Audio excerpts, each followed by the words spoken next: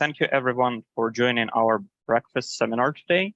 The topic for today will be implementation of security compliance requirements for software supply chain security.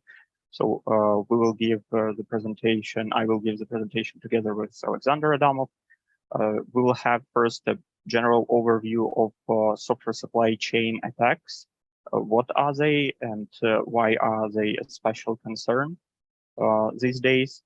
Then Alexander will introduce some of the cases of software supply chain attacks, and we will consider some of the regulations related to this topic, and also we will consider implementation of software bill of materials as one of the tools for security compliance. So we start with a general introduction of what are software supply chain attacks. This is a type of attacks that is targeting systems through their software supply chain. It means that this is really like a wide notion of supply chain. We mean libraries, components, software that is used in software supply chain and in the process of software development, and also their delivery mechanisms. So software supply chain attacks are quite a lucrative tool for threat actors of different range, for cyber criminals and also nation state actors, because it enables varying scale of attacks. So they can really target particular systems or launch massive attacks. It is also about the complexity of these attacks and their sophistication, as threat landscape can be really complex and significant, as we will see on the next slide. Software supply chain attack surface is really huge because, as I mentioned, it is covering the whole supply chain. So threat actors could target development tools and development environment, source code repositories, libraries that are used in the software. Also, they can simply replace existing legitimate software. So according to NIST, for example, in some cases, even defacement of the website of official website of software system can be considered a supply chain attack or a type of replacement of legitimate software. Then it is also about attacking delivery mechanisms such as software updates, distribution or patches mechanisms, and also targeting system images and containers. So we should also understand that it is not only about software per se, but also about software development process.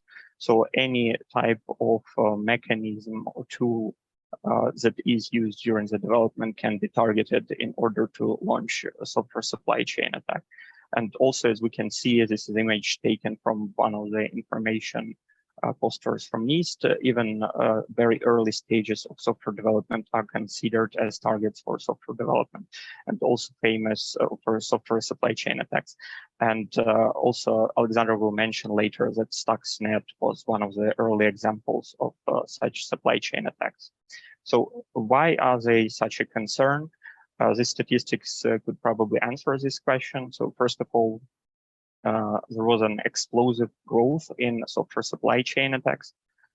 According to some sources, it is plus 400% in comparison to 2021 and 2022. Also, impact is huge, as it is predicted that almost half of all organizations worldwide will be impacted by 2025. And another concern or aspect of concern is that in 66% of supply chain attacks that were researched, suppliers didn't know how exactly they were compromised, or they didn't provide this information. And also another interesting aspect is in 66%, again, the source of threat was code of a system. So again, understanding software supply chain attacks as not only attacks on the code, but also software development processes and tools is really important. So amazingly, in this case, there was a rapid regulatory response. So software supply chain attacks are well known, at least NIST, the last version of NIST was covering them back in 2018 with some recommendations. But with some types of serious attacks surfacing, regulators have started to take serious actions. So implementation of compliance requirements in this context is important because it is providing with minimally required security, and also it is important to achieve evident compliance that is required to regulators. Also, in this case, software supply chain security is kind of a national concern. That is why taking into account existing regulations is important to anticipate future regulatory demands in cybersecurity. And let's take a brief look into some of the existing regulatory requirements. So first of all, why regulators are concerned, how do they express this concern, is that their main problem is that there is a lack of transparency sufficient to focus on the ability of software systems to resist to attacks, and also to implement adequate controls to prevent the actions of malicious actors. Also, another quote that could provide a better understanding of regulatory perspective is that the concern is about decreased visibility into and understanding of how the technology that's organizations acquire are developed, integrated, and deployed. So already here we see kind of the two perspectives. It is, first of all, the development of software systems and usage of software systems that regulators are trying to cover. And let's start with some concrete examples. So first of all, we have European Cyber Resilience Act. It is still a proposal, but it has a really good chances to become effective really soon. It is European regulation, and it is mainly targeting to improve cybersecurity by imposing rules on products with digital elements. So it means that it should cover like mass market digital products, and it should have a really significant impact. The main focus of this regulation is to assure that development of these products with digital elements is secure, and that there is access to timely security updates for such products. And this is kind of a vision for regulators that timely updates should be based on also analysis of supply chain risks. So in this case, regulators are also imposing quite strict rules for managing the information related to software supply chain risks. So collection of data is regulated, and also provision as data is envisioned to regulators. Also, there are special procedures for products with digital elements which impose a significant cybersecurity risk. And for this type of products, there are also penalties for not providing information or providing wrong information related to supply chain risks. So fines can reach 10 million euros for providing wrong information, or 2% of the total worldwide turnover. Why we should be concerned about it and why should we take it into account is because, again, those fines are only for providing wrong or incomplete information that should be managed by cybersecurity and also software engineering functions. So NIS2 directive is already effective on the territory of the EU, and it is mainly targeting cybersecurity for companies in sectors of high criticality across different countries. Also, it imposes rules related to establishment of responsible regulators in each EU country. So regulation is mainly focusing on operators of essential services, supply chain, and their relationship with their suppliers. So it is mainly about managing vulnerabilities affecting third-party products and services that are used by operators of essential services. And it is also about appropriate management of supply chain and supplier-related cybersecurity risks. So in case of NIS2, we have the perspective of consumers of software products, and essentially this directive will be mainly covering challenges related to processing the information for different software products deployed in companies in sectors of high criticality. A more interesting regulation, also from technical perspective, is Executive Order 14028 on improving the nation's cybersecurity that was enacted by the President of the United States. American regulations are traditionally imposing more concrete technical regulations. So this regulation is mainly targeting measures for securing software supply chain overall, and also some additional organizational aspects. So according to this regulation, the main measures that need to be implemented is securing software development environment. It is also about the application of a more sophisticated application of automation, mainly for maintenance of trusted source code, supply chains. Then it is also for checks for known and potential vulnerabilities and remediation of these vulnerabilities. Also, for this regulation, we see that generation and provision of proofs that these cybersecurity activities were conducted is important, and such artifacts should be provided to customers in case they are required. And it is important to mention that this regulation is targeting software systems that are supplied to the federal government of the United States. So it doesn't have a profound effect right now for software industry in the United States, but still this regulation can be expanded beyond the supplies to federal government of the United States.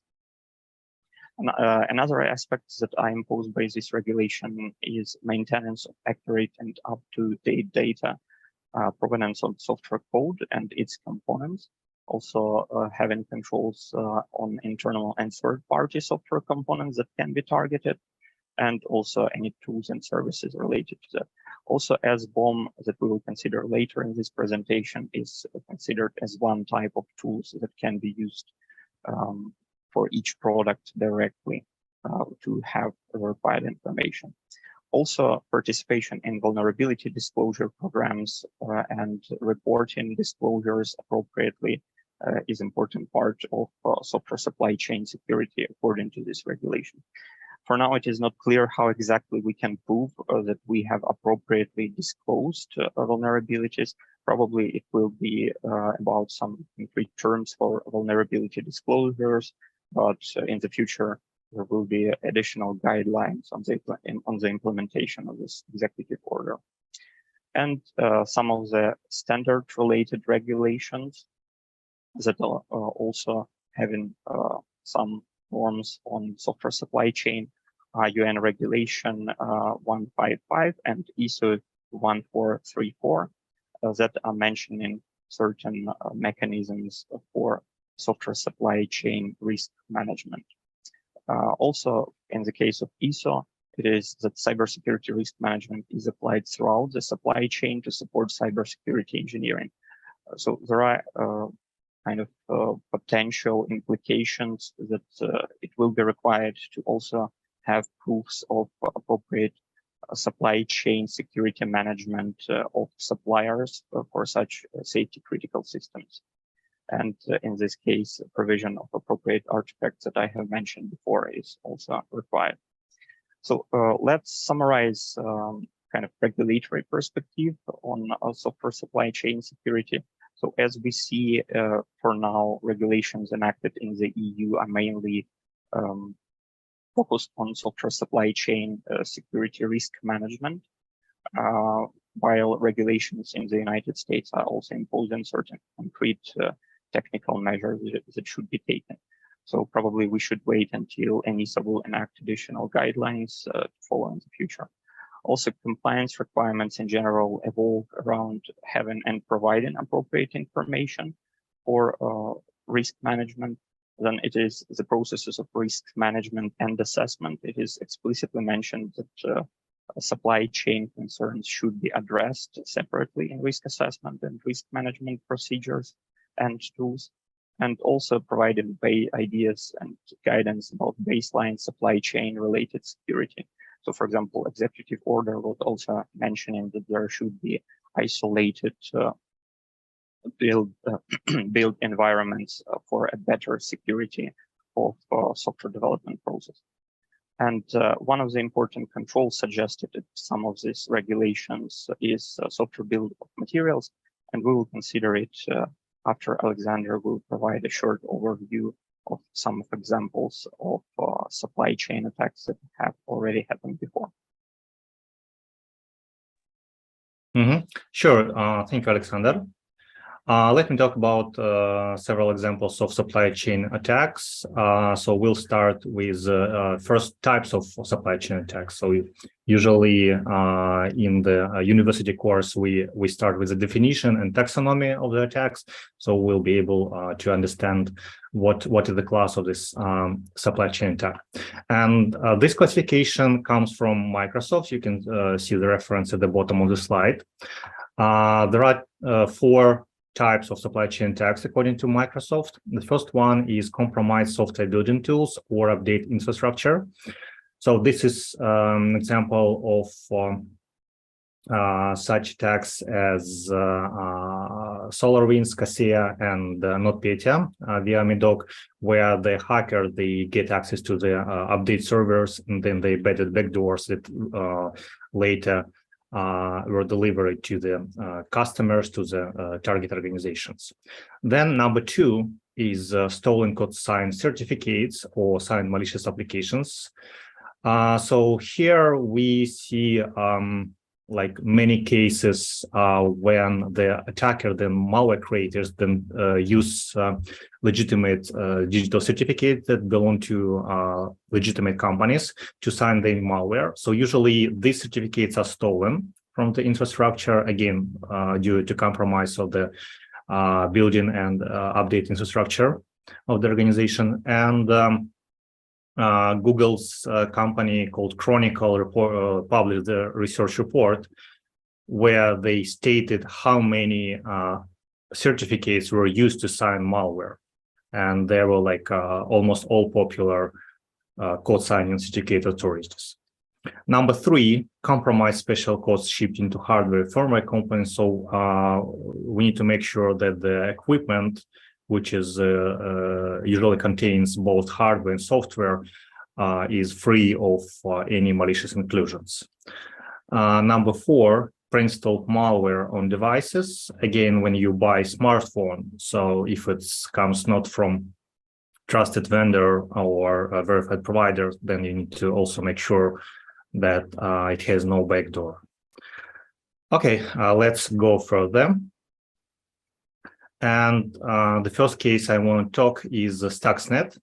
So there are two versions of how Stuxnet worm that was created by special services, supposedly created by NSA and Israel special services to attack Iran's nuclear facility, specifically Natanz factories that were used to enrich uranium. By the way, I've heard recently that Iran is close to enrich uranium until 90%. So currently it's around 84%. And when they reach 90% enrichment level, they will be able to create a nuclear weapon. And that was the reason why in 2010, Israel and the United States, they attacked the facility that was used to enrich uranium with Stuxnet worm. So there were two versions. How Stuxnet can get into isolated industrial network at the Natanz factory. So the first one, probably the most popular, is that one of the employees brought infected USB flash drive and connected to one of the servers or computers inside of this isolated network. But typically, if you work in industrial area with industrial control system, so the external ports such as USB are usually protected. They are just disabled, and you cannot plug in any USB device. The second version, which seems to be more likely to happen from my point of view, is that the Stuxnet worm was delivered through supply chain. You can see on the slide there are like several manufacturers, like five different factories that supplied Natanz factory with equipment. And the Stuxnet worm was discovered in the networks of these companies, and even from one of the companies, it's you can see the second one, it's ICS vendor that was used to supply Natanz factory. From this supplier, Stuxnet escaped from the corporate network and are able to propagate over the internet. And at that time, even though you are not in Iran or any other area, so you could catch this Stuxnet worm on your USB stick. And so you can see five manufacturers that were in the supply chain were infected with Stuxnet worm, and there is a high probability that the equipment sent to Natanz factory was also infected with Stuxnet worm. If you're interested in this case, so I would recommend reading the book by American journalist Kim Zetter. It's called Countdown to Zero Day, because Stuxnet used 4 zero-day vulnerabilities. And by the way, one of them was in LNK file that was stored on removable drives. And once you plug in your USB stick with this LNK file, the icon is rendered, and due to exploit the targets, the code in the library that renders this picture of the icon, it can execute file from this USB flash drive. And the worm was hidden, was placed into the hidden folder on this USB removable drive. And this one of 4 zero-day exploit made it possible to travel through USB drives. Let's go further to the next attack called NotPetya that was distributed via Medoc software. That was probably the primary software that was used by accountants in Ukraine. But ironically, this attack, initially it was targeted Ukrainian organizations, but of course, because there were no control like in Stuxnet. Stuxnet, for example, verified localization if it's Persian, and if it runs on SCADA Windows, Siemens Windows CC server. In this case, NotPetya didn't check the geographical location of the server and spread not only within Ukraine, but only to the countries in the EU. So here we can see the timeline where there are 4 updates, compromised updates that were discovered by asset researchers. And after the second update, we see the appearance of ransomware in the networks, in the accounting networks of the organizations in Ukraine. There were at least 3 attacks before NotPetya. They were ransomware. This ransomware were clones of already known ransomware, whether open source or the code stolen, like in case of ASNI. And when the administrators, they reported that they discovered ransomware attack after another update of Medoc, then the company reported that they scan updates on VirusTotal and everything is okay, so we're not connected to ransomware attack. But scanning on VirusTotal actually is not a good idea, because if you talk about like a new zero-day attack, then it's not going to work. Then finally, after like one more ransomware attack and another backdoor introduced on June 22, 2017, NotPetya was executed next day, and this was a destroyer, data destroyer. So it was modified version of Petya, and it wrote itself into MBR. And in this way, after rebooting the computer, it started encrypting master file table and deleting the key, which made it impossible to recover this master file table. Okay, next attack is SolarGate. It's a SolarGate backdoor and attack against SolarWinds Orion platform. So it's interesting how the attackers, actually it was a Russian nation-state group APT-29, which is the foreign intelligence service of Russian Federation. And so they managed to get to the update server of SolarWinds company. And the way they did it is they found, actually not they specifically, but many researchers, and they found that the password to the update server was published into one of the public repositories, and the password was SolarWinds123. And then one of the researchers reported this to SolarWinds, that they exposed the password to the update server. which seems to be like a critical thing, but it was not fixed. And after like a month or two, Russian state hackers, they use this access to the update server, and they introduced a backdoor that was delivered to the organizations that were customers of SolarWinds that use this SolarWinds Orient platform, including Microsoft, FireEye, and other 500 organizations in the United States. So on the next screen, you can see the screenshot. The next screen shows Kaseya attack. So the next one. It's attack against Kaseya virtual system administrator solution. So Kaseya is the name of the company, and VSA is the name of the product. REvil is the name of the ransomware. And this is not like a nation state, but also Russian cybercriminal groups. The head of these groups, it's called REvil Corp. The head is Maxim Yakubets. It's interesting that his father-in-law is FSB general, so it can be some connections with the government organizations. And on the slide, you can see the report published on the Data Leak site by REvil Group, REvil Corp Group, and in this case, REvil campaign. So they say on July 2nd, 2021, they attacked MSP providers that were using this Kaseya VSA RMM. It's a remote management and monitoring tool.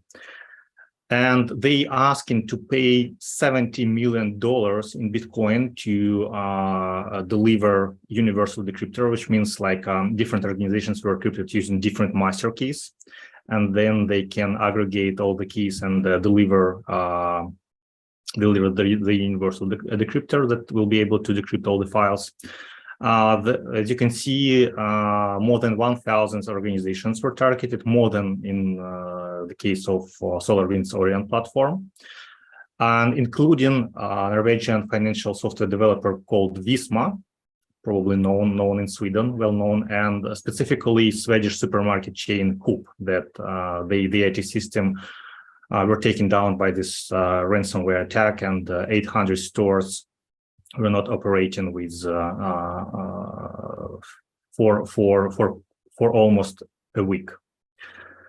It's interesting case. By the way, on the next slides, you will see the screenshot of the compromised system. So here you can see the Windows events log, where there are two tasks, and specifically one which is called Kaseya VSA agent hotfix. So this is a malicious update. So it's REvil malware that was delivered as a legitimate system update.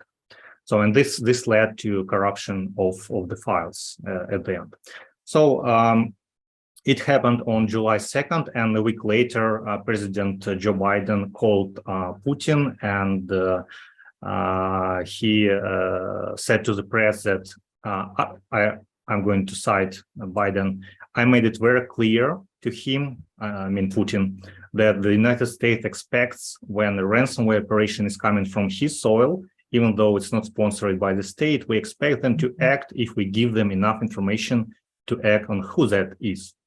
And Biden later added that the United States would take groups' servers down if Putin didn't. And the story continued in November when two members of the REvil group were arrested in Poland. One is Yaroslav Vasinsky, he's Ukrainian, and Evgeny Polyanin, he's Russian. And if convicted on all charges, they will get a penalty of 115 years and 145 years correspondingly. So let's go further to another attack, and this is related to Russia-Ukraine war. So at the date of all-out invasion on February 24, The Russian military intelligence hackers supposedly SandWorm Group, which is like subdivision, it's a military unit of GRU, Russian GRU. They target modems in the subnet via Subcasat, so that were used by Ukrainian militaries. The goal was to take down the satellite communication for militaries at the day of Russian invasion, but they also infected the modems, satellite modems in Europe, in Germany, for example. I believe several thousands of wind turbines, they couldn't connect to the SCADA servers to operate, and they couldn't operate because of that. And the implementation was that the attacker, they used update mechanism through they get access through the VPN service. They use VPN connection to overwrite data in flash memory on the modems. That led to that they actually bricked the modems and they couldn't operate in such way. So here we can see how supply chain attacks can be used not only to attack for commercial purposes, to get extortion, money for extortion as part of extortion, but also as to supply online operations in the war. So that's briefly what I wanted to say about supply chain attacks. I think those examples were quite vivid and show the importance of security measures that should be taken to protect organizations against supply chain attacks. And Alexander will continue telling about some of these techniques. Thank you very much, Alexander. So let's take a look into SBOM as one of these techniques that can be used for software supply chain security. So from regulators' perspective, SBOM is one of the techniques that should enable the following aspects of supply chain security. First of all, it is availability of minimal information required for risk management and mitigation. Then SBOM is seen as an opportunity and as a basis for automation of information exchange and analysis capacities for rapid and thorough threat mitigation. Then it is also about transparency to different stakeholders and also potential users of software systems, because in some cases it is recommended by regulators to provide the SBOM freely on the website and so on.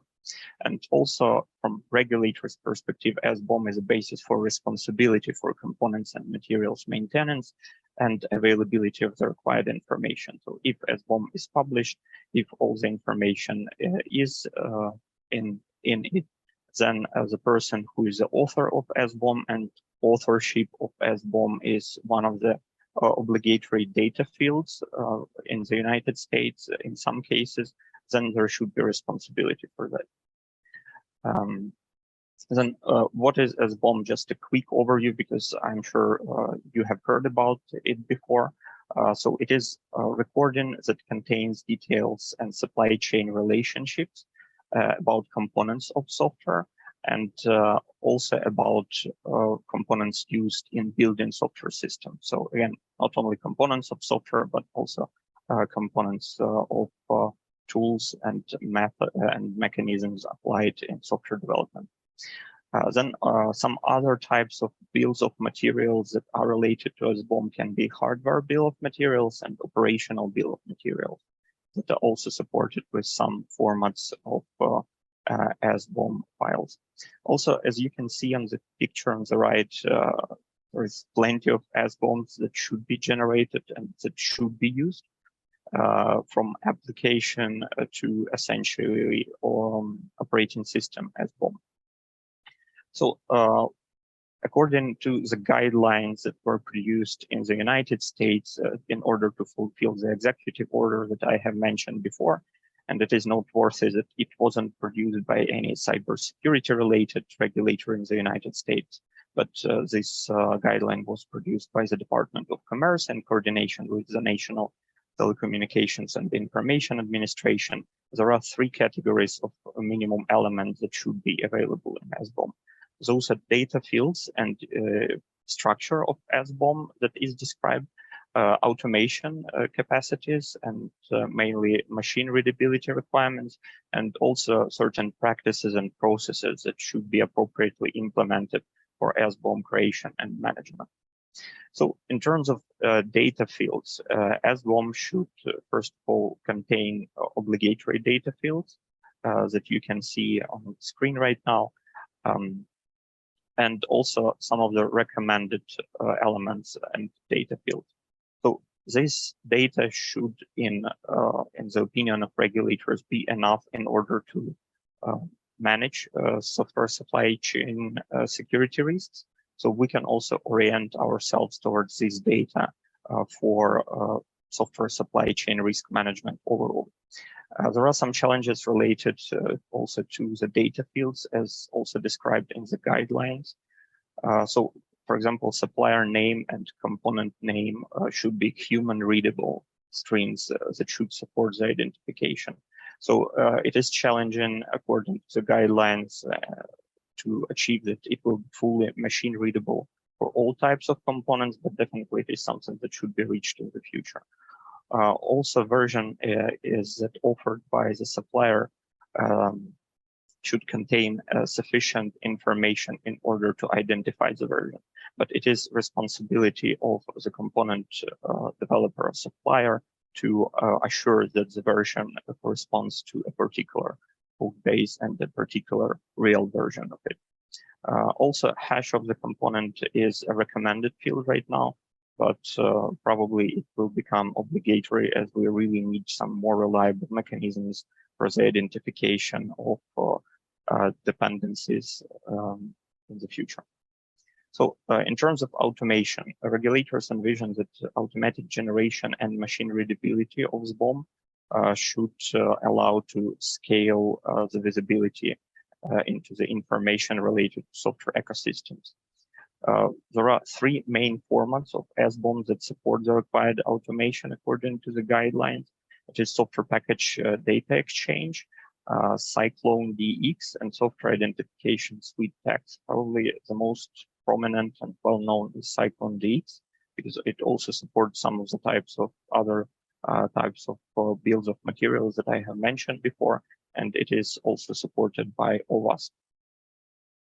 The main idea is that, of course, new data formats for SBOM can be implemented in the future, but the main requirements towards them will be interoperability of the core data we have already considered, and also common data syntax in those formats.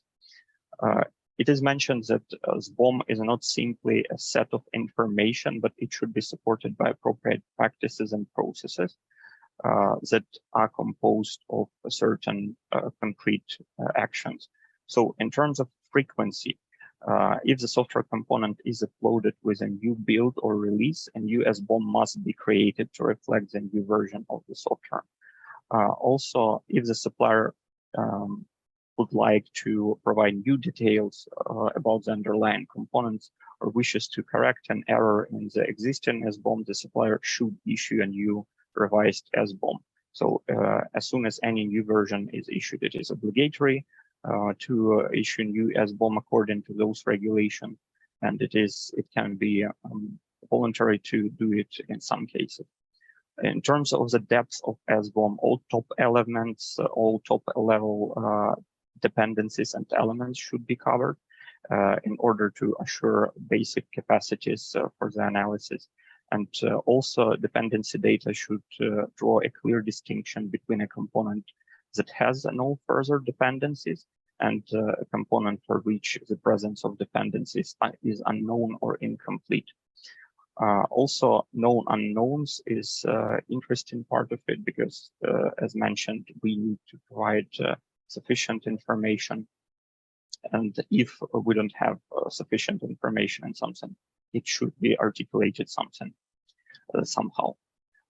Some of the examples of attacks that could be potentially mitigated with the application of SBOM or appropriate vulnerability information sharing. Some of those were mentioned by Alexander, but I would like to emphasize timeline of these attacks. So in case of Kaseya attack, first vulnerability was discovered on the 1st of April, and Kaseya was informed by those who discovered the vulnerability almost immediately. But still, the company didn't manage to mitigate all the discovered aspects of vulnerability, and attack itself exploiting that vulnerability has happened on July 2nd. So it was quite a serious time period that could help companies to mitigate potential attacks. And according to the publicly available information, Kaseya have issued some recommendations that could mitigate those attacks, but definitely, as Alexander has mentioned, impact was still quite serious. And regulatory perspective on that the company that didn't manage to help its customers to mitigate risks should be responsible for that. In case of NotPetya, malware used in the global cyber attack in June was exploiting vulnerabilities that were known since approximately March 2017. And also in some of the recent attacks in Ukraine that has happened in January 2022, vulnerabilities that were patched in 2021 were known.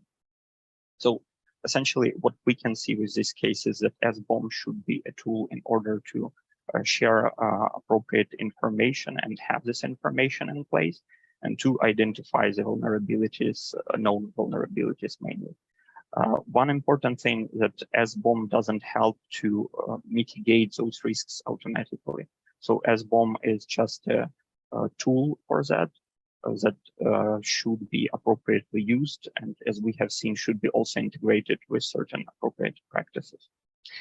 SBOM also have some business impact, I would say, and some business cases to consider. First of all, in practice, it is used for license management, but also there were cases when, due to expired security certificates, even large companies have had a serious outages of their services.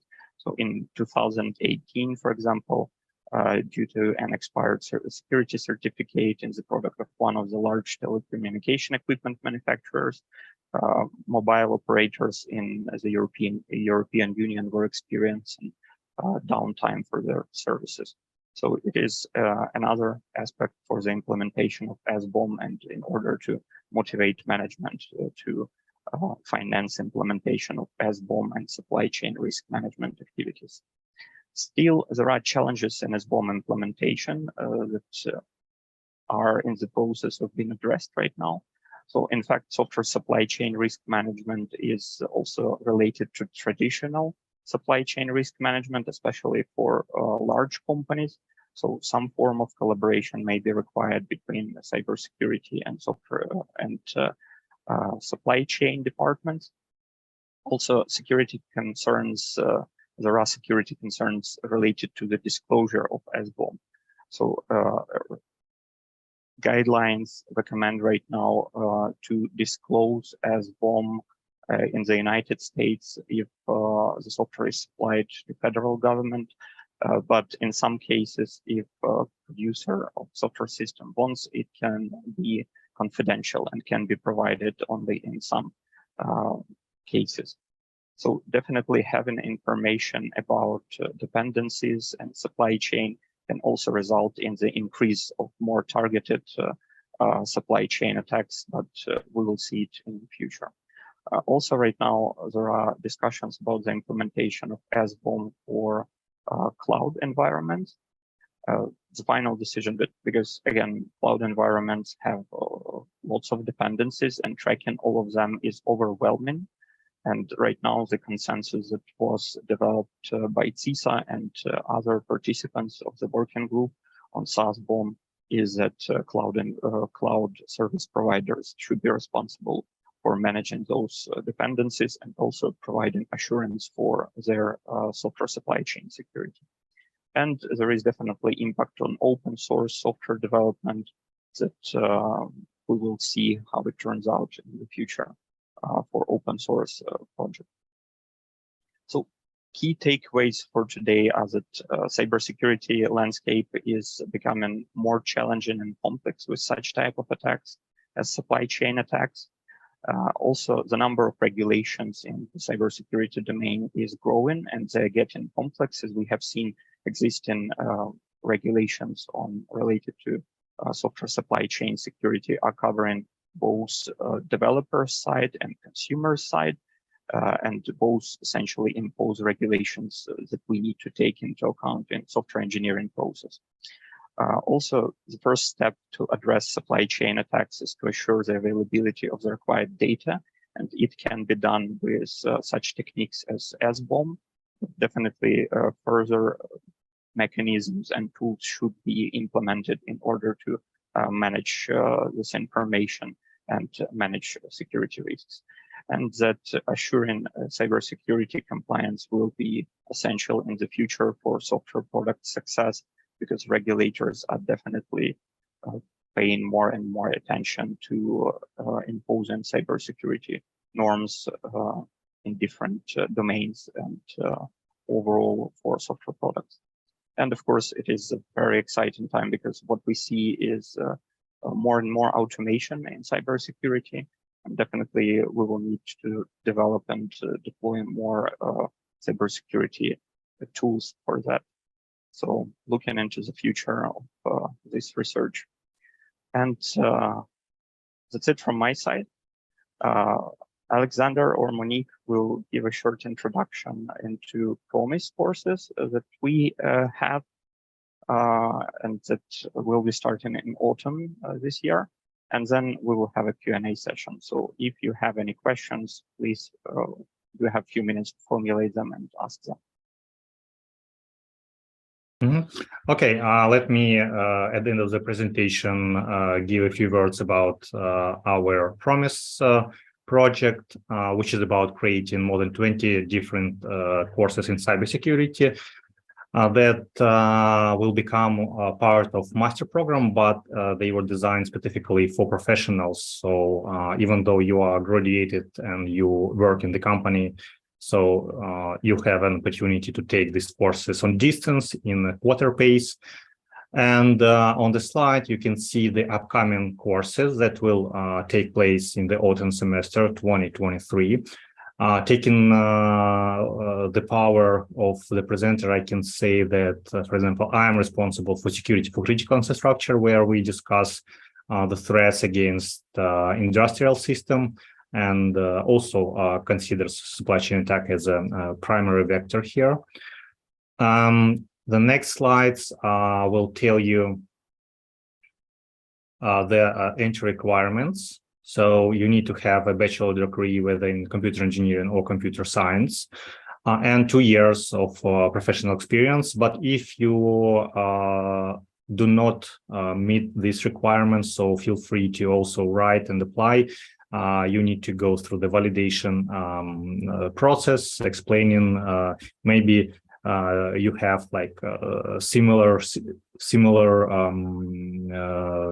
degree in the similar area, or you have like 1.5 years of professional experience. So feel free to apply for validation process if you do not meet the requirements.